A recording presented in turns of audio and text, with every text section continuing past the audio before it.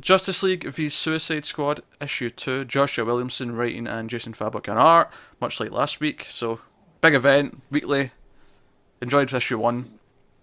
Issue 2 was kind of what we thought it would be. It was the fight between Justice League and Suicide Squad that they'd built up to in the first one. And I thought they did a pretty good job of making it feel kind of varied by having them all sort of splinter off and having like individual matchups between, hero A versus villain A, hero B versus villain B, and so on. Some of them are more fun than others, but for the most part, I think my favourite was probably Aquaman and Killer Croc, which I'm sure's happened before, but it's such a simple, fun pairing to have like Aquaman try and fight Killer Croc in water.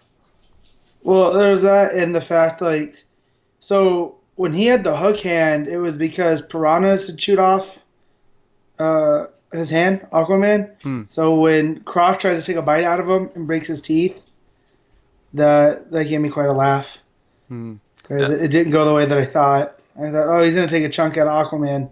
Oh, you thought we were going to have a hook hand Aquaman back after this? Well, not that, but I thought it would be along those lines. Aquaman, that's how Aquaman gets taken out. But no, it's kind of actually one-sided, too, the fight. Yeah. Up until Superman goes down. Yeah, it was. Although one thing I really liked about that fight, that part of the fight in particular, was it did that Jaws thing where all the water goes red. Just simple colouring, but it made it feel like a proper Jaws moment where all the water turned red. So that was pretty cool. Yeah. So yeah, the Justice League are kind of winning the fight for the most part, and this kind of makes sense. The Suicide Squad even say repeatedly, "There's no way we can win this." They're they've got Superman and the Flash and whoever. We're screwed. We're not that powerful. But they actually end up winning the fight because Killer Frost, she absorbs power from people. That's part of her thing. She absorbs a life force, and she absorbs Superman's life force, which is a lot.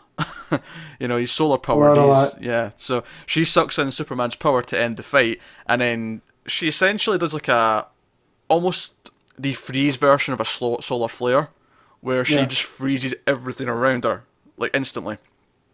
And the Justice League all get beat and captured, and it ends with them all in like individual cells back at the headquarters, and Amanda War's like, yeah, we designed this cell for you, Batman, because we know what you can do and how you'll get out of it. And you see Superman's in like a red sun cell, and so on and so forth. Wonder Woman's tied up with her lasso. Yeah, and we have the Green Lanterns have got stuff on their face, and the Flash is in like a stasis sort of containment thing. And she's like, welcome to the Suicide Squad, and that's her ending. So it wasn't like super heavy on plot this week. I wasn't expecting it to be. We kind of thought it was going to be this. But they made it fun. The matchups were exciting and interesting.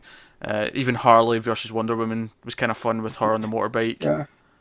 So yeah, I appreciate that. It was exactly what we thought it would be, but it was they kept it interesting. They didn't just go down the obvious boring route.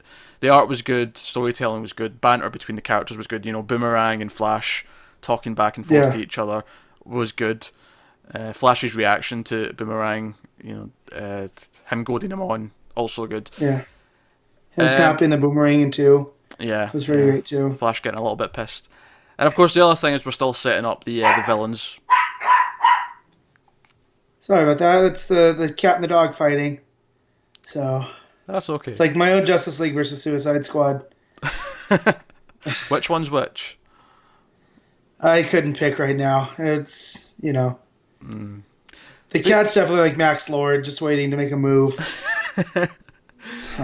But yeah, so we're building up Maxwell Lord and his villains team, and he's like explaining to them what the motivations are in this issue, and he's trying to like sort of say, we're going to do this, we're going to kill Amanda Waller, she did this to us.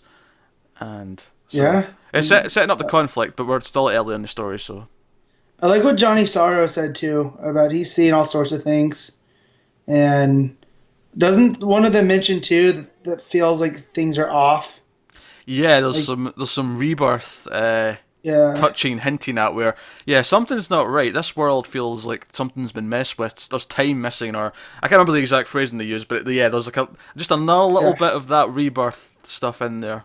It's not the only time this week either. No. Hello, dog. Here's Thunderdog. Yeah. He'll lay down, and he'll be loud for a minute. Lay down. This is the jolly end of year, relaxing recording of the podcast. We're not going to be too strict about these kind of things. But yeah, you also had Emerald Empress talking about looking for the Legionnaire. So who we know is in Arkham. Yeah. Because of Batman and the Rebirth special. So. But again, them bringing that up and saying there's something not right. I get like, oh, this actually does feel like it might tie in slightly to what's going on. Maybe not completely. I don't think we're going to get anywhere in terms of the Rebirth plot in this event. But it's a nice reminder. It's ever present. And I feel they should do this throughout most of the major books. Like we got the whoever it is in Arkham during the I Am Suicide, the first issue. Yeah. Or throughout Superman, like with Mr. Oz. Yeah, and we've got a couple of other ones this week, which we'll get to when we get there. But that was an exciting little mention. But no, event's still solid. Looking forward to next week, and I'm liking the pace. It actually feels more like an event having them week after week. Yeah.